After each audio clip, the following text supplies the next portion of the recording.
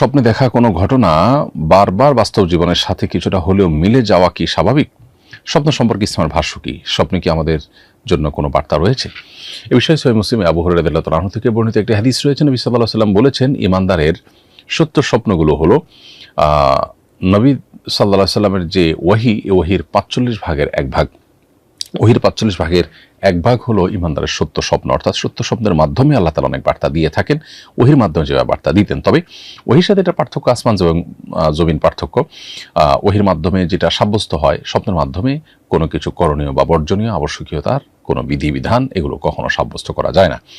একই হাদিসে নবী সাল্লাল্লাহু আলাইহি ওয়াসাল্লাম বলেছেন, স্বপ্ন ৩ প্রকার। এক প্রকার স্বপ্ন হলো সুসংবাদমূলক, যেগুলো থেকে বান্দা ভালো কোনো কিছুর ইন্ডিকেট পায়, সুসংবাদের কোনো ইঙ্গিত পায়, সেগুলো আল্লাহর তরফ থেকে।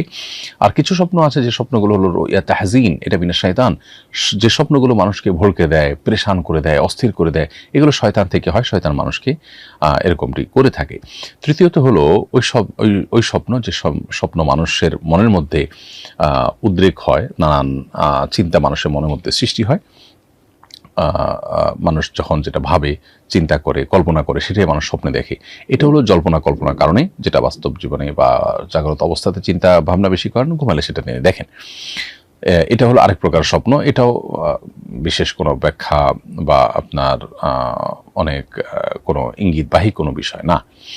তো নবী সাল্লাল্লাহু আলাইহি ওয়াসাল্লাম বলছেন, তোমাদের কেউ যদি এমন কোনো স্বপ্ন দেখে যেটা দেখার পর তার কাছে খারাপ লাগা কাজ করে বা ভয়ে কাজ করে, তাহলে ফালিয়াকুম ফালিয়ুসাল্লি, তাহলে সেজন্য দাঁড়িয়ে ২ রাকাত সালাত আদায় করে বা দাঁড়িয়ে যেন নামাজ পড়ে, এবং ওয়ালা ইউহাদ্দিসু বিহান নাস, এবং মানুষকে যেন সেটা বলে না বেড়ায়।